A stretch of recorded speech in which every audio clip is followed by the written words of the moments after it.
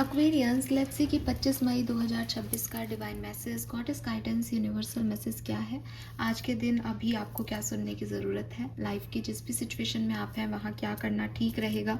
अगर लाइफ का कोई भी पर्टिकुलर सिचुएशन आज के दिन आपको मिलता है जिसे डील करना चाहिए आपको, तो उसको कैसे डील करना चाहिए, उसमें क्या रिस्पॉन्स आपका सही रहेगा।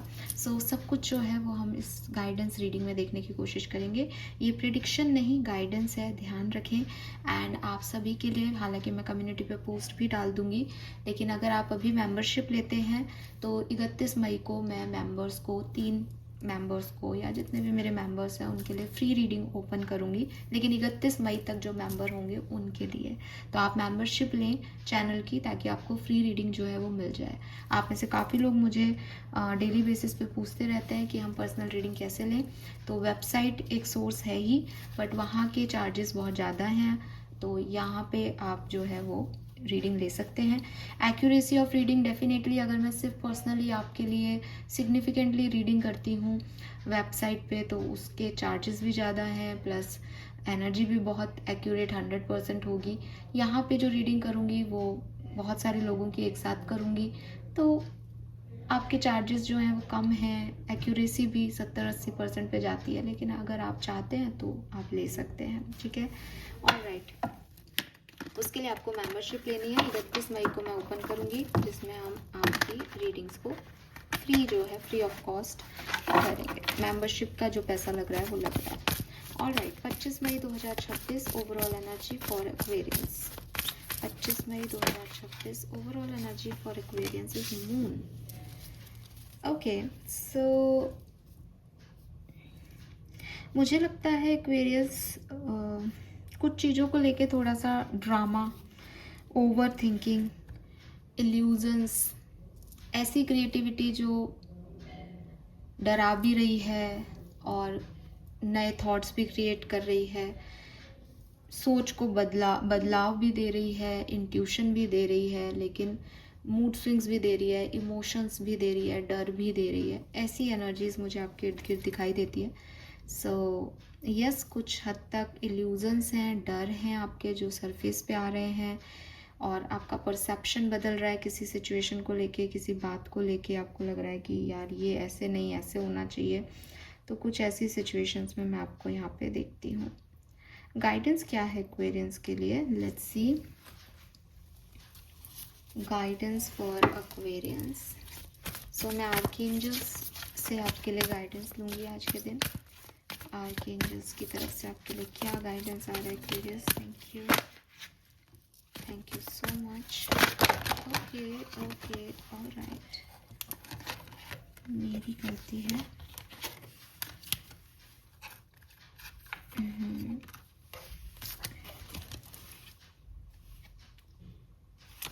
गाइडेंस दीजिए मुझे एक्वेरियंस के लिए 25 मई 2026। अभी सिचुएशन में उन्हें क्या सुनना चाहिए। 25 May 2026 Aquarius. Regain your focus, forward is opening and have no fear.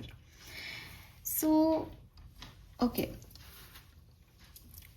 एक कार्ड मैं ओशो जन से भी लूँगी यहाँ पे आपके लिए। Guidance for Aquarians.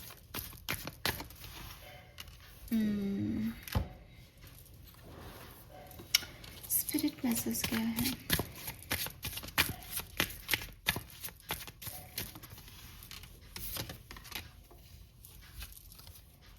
देखो एक्वेरियस, आज का दिन थोड़ा सा हैवी लग रहा है, एक हैवी डे हो सकता है आप में से काफ़ी लोगों के लिए। अब ये हैवी डे है तो मैं एक ओवरऑल गाइडेंस आपसे शेयर करूँगी इस पूरी कहानी का, जो मुझे समझ में आता है वो ये कि देखो एक्वेरियस, अगर लाइफ में कोई चीज़ है जो हमें अच्छी नहीं लग रही, अगर हम स्टक फील कर रहे हैं, अगर हम बहुत डाउन फील कर रहे हैं, अगर हम पे इमोशंस हावी हो रहे हैं, तो हमारे पास 2 तरीके हैं, और दोनों ही तरीकों का मोटो एक ही है, वो ये कि ये स्टकनेस, ये हैवीनेस हम रिलीज़ करें। रिलीज़ करने का एक तरीका ये है कि जो बात है उसको हम समझें, उसको देखें, वो सोर्स क्या है उस स्टकनेस का, और उस सोर्स को ठीक करने की कोशिश करें। ये सिर्फ हम तब कर सकते हैं जब हमारे हाथ में चीज़ हो, ठीक है। जब मेरे कंट्रोल में कोई चीज़ है तो और मैं कर सकती हूँ, तो मैं इनिशिएटिव लूँ कि साहब मैं कंट्रोल करती हूँ इस सिचुएशन को, बिकॉज ये मुझे हैवीनेस दे रहा है। जैसे अभी थोड़े दिन पहले की बात है, एक कम्युनिकेशन हुआ और उसमें थोड़ी सी मिसअंडरस्टैंडिंग हुई तो वो मुझे अफेक्ट कर रही थी, और मैंने महसूस किया कि यार इस एनर्जी में रहेंगे तो बाकी के काम कहीं ना कहीं डिले हो रहे हैं, या पॉजिटिवली वो बात नहीं आ रही। तो बहुत देर तक तो मुझे यही समझ में नहीं आया कि ये वही हैवीनेस है। लेकिन फिर जब मैंने उस चीज़ को रियलाइज़ किया कि नहीं यार, ये वो बात हुई थी और उस समय के बाद से ये दिमाग जो है अपना थोड़ा सा हैवी हो रहा है। हालांकि उसके बाद मैंने वो बात 4 लोगों से कह भी दी, हो भी गई बात। कई बार ऐसा होता है कि किसी से शेयर कर लो तो वो चीज़ निकल जाती है, लेकिन वो स्टिल मेरे दिमाग में थी। तो फिर मैंने कुछ नहीं किया, मैंने जो मिसअंडरस्टैंडिंग जिसके साथ थी उसको कॉल किया। मैंने कहा भाड़ में गया ईगो, भाड़ में गई नाराज़गी, लेकिन एक बार क्लियर कर लेते हैं। And you won't believe, clear करते ही उस समय जब मैंने बात की तो वो चीज़ वैसी ही निकली। तो मैंने कहा चलो ठीक है, क्लियर हो गई, बात ख़त्म हो गई। लेकिन तुरंत कॉल बैक आया और देन दे लाइक कि यार उस समय ऐसी सिचुएशन थी और ये थी, तो उसका पॉइंट ऑफ व्यू भी सुना, अपना भी कहा, एंड चीज़ बैलेंस हो गई। ये सिचुएशन थी कि एक हैवीनेस थी एनर्जी में, और हो जाती है कई बार, लेकिन आपने उसको क्लियर कर लिया बिकॉज आपके पास पावर थी, आप कंट्रोल सिस्टम में थे। वहीं अगर एक ऐसी सिचुएशन होती कि मिसअंडरस्टैंडिंग जिस व्यक्ति के साथ है, मैं उसको कॉल नहीं कर सकती थी, मेरे पास नंबर नहीं है, या कोई भी और इश्यूज़ हैं, मिला ही नहीं सक पा रहे फ़ोन, या मिल ही नहीं रहा फ़ोन, या पता भी नहीं है कि उसने कुछ किया या नहीं किया, मतलब पता यहाँ पे भी नहीं था एग्जैक्टली। तो लेकिन द थिंग इज़ कि कोई भी ब्लॉकेज है तो मेरे हाथ में कंट्रोल नहीं है। तब मैं कैसे निकालूँ इस सिचुएशन को कि जिस चीज़ का मेरे पास कंट्रोल ही नहीं है वो चीज़ मुझे क्यों अफेक्ट कर रही है।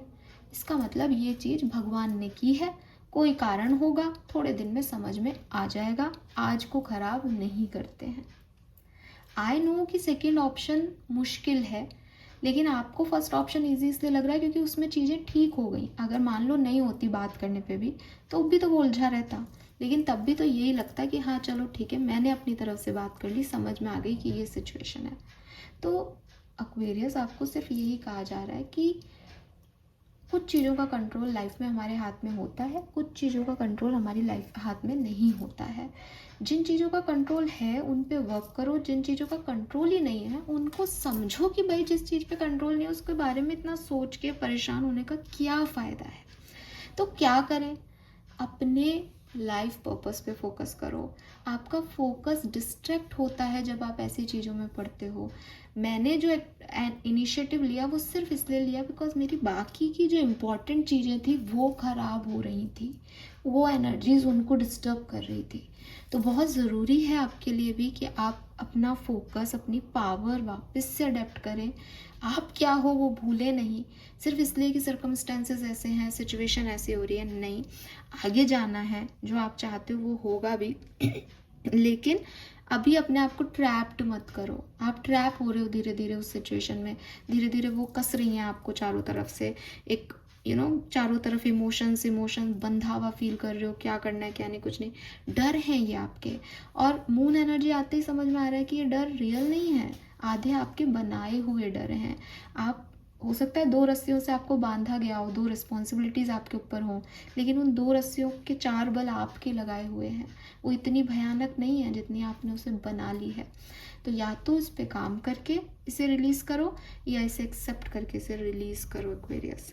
यही आपका ओवरऑल गाइडेंस है। आज के दिन भी कोई सिचुएशन आती है तो उसको ज़बरदस्ती सर पे बैठाने की ज़रूरत नहीं है। आपका थॉट प्रोसेस, आपके परसेप्शन को चेंज करने की ज़रूरत है कि या तो मैं इस सिचुएशन को बदल देता हूँ, या नहीं बदल सकता तो छोड़ो, फिर इसमें करना ही, दिमाग ही क्या लगाना। We have, if you find yourself stuck in a situation you are unhappy with, ask yourself why you are still there.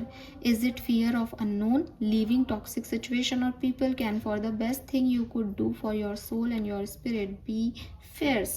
तो आपको fearless होने के लिए कहा जा रहा है कि आप जो डर के बैठे हो किसी टॉक्सिक कनेक्शन में। अभी तो देखो सोसाइटी का कितना सिग्निफिकेंट सिचुएशन चल रहा है। आप सबके घर में टीवी होगा, सोशल नेटवर्किंग साइट्स होंगी, आप जिसको सुन रहे हो वो एक फीमेल डिवाइन फेमिनिन एनर्जी में बात कर रही है आपसे। एंड फीमेल्स के साथ ही क्या हो रहा है इस सोसाइटी में, और क्यों हो रहा है इस सोसाइटी में ऐसा?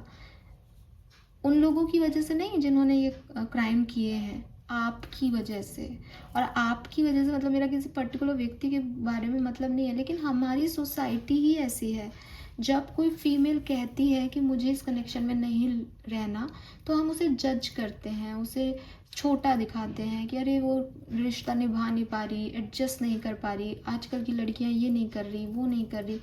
रिलेशनशिप को छोड़ें आप, अगर प्रोफेशनल करियर में भी अगर कोई फीमेल कह दे कि साहब मुझे ये कोर्स नहीं हो रहा मुझसे, तो हम फेलियर देखते हैं। अरे गिव अप कैसे कर रहे हो, अरे पीएमटी की कोचिंग के लिए गए हो, अरे नीट के लिए गए हो तो आप वापस नहीं आ सकते। कोटा में इतने सुसाइड्स होते हैं राजस्थान में, क्यों होते हैं? बिकॉज उनको जबरन वहाँ पे भेज दिया जाता है और वहाँ का इन्वायरमेंट उनके लिए इतना टॉक्सिक होता है, बच्चे बेचारे सुसाइड करना ज़्यादा ईजी लगता है उन्हें पढ़ाई करने से।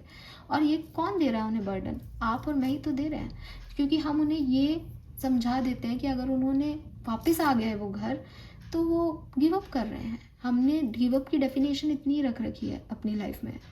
ऐसे फीमेल्स को डील कर रहे हैं कि अगर तुम शादी करके वापस आ गई तो सोसाइटी क्या कहेगी, तुमने गिव अप कर दिया, तुम्हें रिश्ते निभाना नहीं आ रहा। और कहते हैं, कहने वाले कहते हैं, मैंने खुद देखा है, परिवार में देखा है। और आज वही लोग दूसरी लड़कियों के लिए टीवी देख करके बड़ा बुरा हुआ, परिवार ने ऐसा किया, परिवार ने, अरे उनके परिवार ने छोड़ो, आप लोग कैसे कर रहे हो?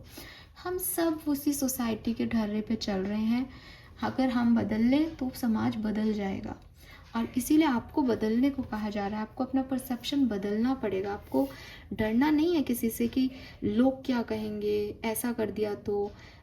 अननोन का डर है आपको कि आगे क्या हो जाएगा। अरे नहीं, निकलो उस टॉक्सिक बिहेवियर से, टॉक्सिक रिलेशनशिप से, टॉक्सिक सिचुएशन से बाहर। जिसका जो कहना है उसको वो कहने दो, वो उसकी प्रॉब्लम है, आपकी नहीं होगी। Okay, number 1, number 9, number 10, 7, 5 double बार है। कुछ चेंज आ रहा है आपकी लाइफ में बेसिकली, इसीलिए आपका परसेप्शन भी बदला जा रहा है। तो यस, 5, 1, 7, 9, 10 ये नंबर सिग्निफिकेंट है, ठीक है। So colour of the day is definitely blue. Blue peace भी देगा आपको, ब्लू आपके इमोशंस को स्टेबल भी करेगा। हालांकि इमोशंस हैवी भी हैं तो थोड़ा ध्यान ही रखें Aquarius. This is all for you. Thank you so much मुझे सुनने के लिए। चैनल को लाइक और सब्सक्राइब कीजिएगा। Bye bye.